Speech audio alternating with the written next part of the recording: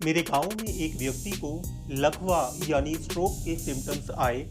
मेरे लाख समझाने के बाद भी उसके घर वाले रिलेटिव उसको हॉस्पिटल ले जाने की बजाय एक ऐसी जगह पर ले गए जो प्रसिद्ध है लकवे को चमत्कारी रूप से ट्रीट करने के लिए। पूरी तरह से ये लोग वहाँ ले जाने के बाद जब निराश हो गए तो एक दो दिनों बाद हॉस्पिटल में लेके आए। वह पेशेंट आज भी बेडरिडन है।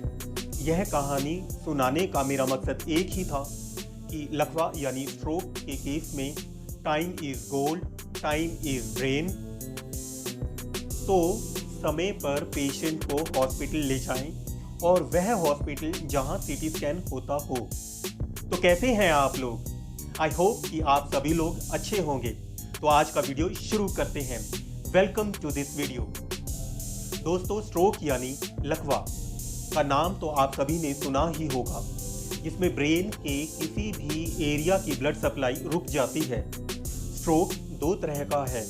पहला इश्केमिक स्ट्रोक जो कॉमन है, जो कि 87% केसेस में होता है, जिसमें ब्रेन को खून पहुंचाने वाली नाली यानी आर्टरी में क्लॉट बनने से ब्लॉकेज हो जाती है।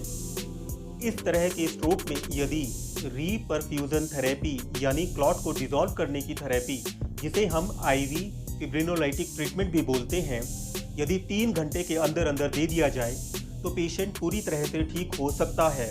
और सेलेक्टेड पेशेंट्स में इस ट्रीटमेंट को 4.5 घंटे तक दिया जा सकता है। यह ज़्यादातर हॉस्पिटल्स में अवेलेबल है।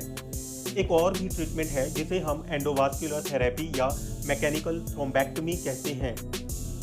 इसमें बैलून गाइड कैथेटर व स्टंट रिट्राइवर को बॉडी की किसी बड़ी खून की नाली के थ्रू उसमें डाल के जहां क्लॉट है वहां तक पहुंचाते हैं, और क्लॉट जिसकी वजह से यह ब्लॉकेज हुई है उसे डिसॉल्व करके, उसे घोल कर ब्लॉकेज को दूर किया जाता है। इस ट्रीटमेंट को हम 6 घंटे तक पेशेंट को दे सकते हैं। ये जो घंटे हैं, 3 घंटे, 4 घंटे, 5 घंटे, ये कब से गिनने हैं हमें? ये गिनने हैं हमें उस समय से जब से पेशेंट को लकवे के लक्षण आने शुरू हुए हैं। यदि पेशेंट सो के उठते ही लकवे के सिम्टम्स दिखाता है तो आपने गिनना है कब से?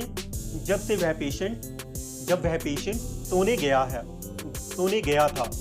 अब बात करते हैं दूसरी तरह के स्ट्रोक की, जिसे हम हेमरेजिक स्ट्रोक कहते हैं, जिसमें आर्टरी ब्लॉक नहीं बल्कि फट जाती है, जिसमें ज़्यादातर केसेस में सपोर्टिव थेरेपी के सिवा कुछ नहीं कर सकते। तो व्यूअर्स, अब आप समझ गए होंगे कि आपको इस जानकारी का होना कितना ज़रूरी है। इस जानकारी से आप किसी लकवे के पेशेंट को समय पर हॉस्पिटल पहुंचा के एक तो जान बचा सकते हैं या स्ट्रोक से होने वाले ब्रेन के नुकसान को कम कर सकते हैं। अब बात करते हैं स्ट्रोक यानी लकवे को कैसे पहचानें। ब्रेन हमारी बॉडी का कंट्रोल सेंटर है। ब्रेन का हर हिस्सा हमारी बॉडी के किसी न किसी हिस्से पर कंट्रोल रखता है। जब भी ब्रेन के किसी भी हिस्से की खून की सप्लाई रुकती है तो वह कुछ ही मिनटों में मरना शुरू हो जाता है, और यह मरा हुआ ब्रेन का हिस्सा जिस बॉडी पार्ट को कंट्रोल करता है, उस हिस्से का पैरालिसिस, उस हिस्से को लकवा मार जाता है।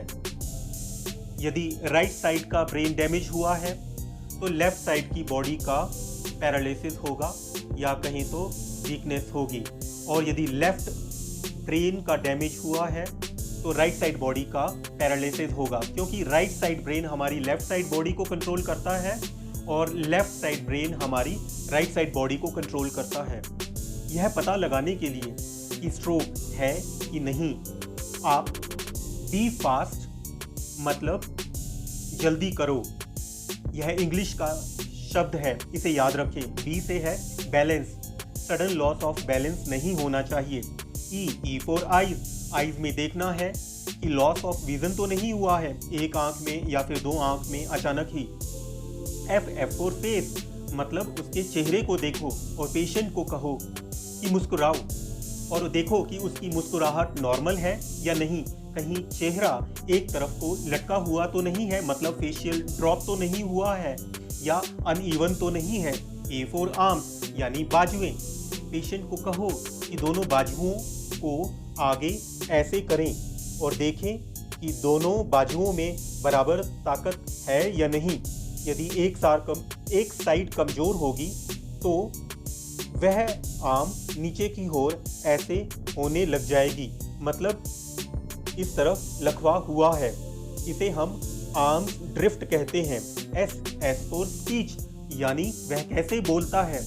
पेशेंट से आप कोई भी सिंपल क्वेश्चन कीजिए, जैसे कि आपका क्या नाम है, आप कितने साल के हो, आपका क्या फ़ोन नंबर है, और देखो कि वह नॉर्मली बोल रहा है, कहीं वह लड़खड़ा के तो नहीं बोल रहा है, क्लर्ड स्पीच तो नहीं बोल रहा है, कंफ्यूज तो नहीं है।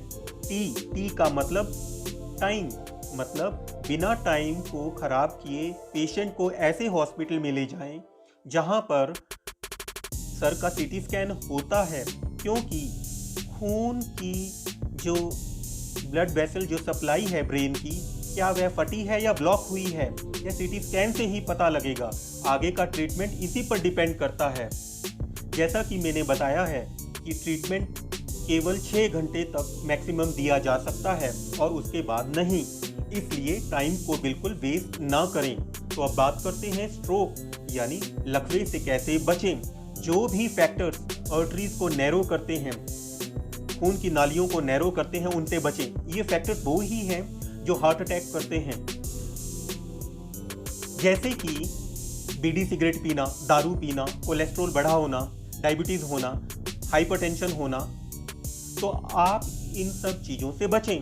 आप हेल्दी डाइट लें, आप दिन में कम से कम 30 मिनट की एक्सरसाइजेज करें और डायबिटीज़, हाइपरटेंशन, कोलेस्ट्रॉल आदि को कंट्रोल करें, चाहे लाइफस्टाइल चेंजेस से, चाहे दवाई लेके। तो व्यूअर्स, कैसा लगा ये वीडियो?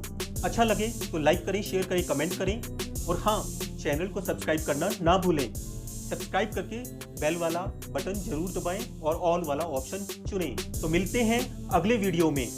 जय हिंद।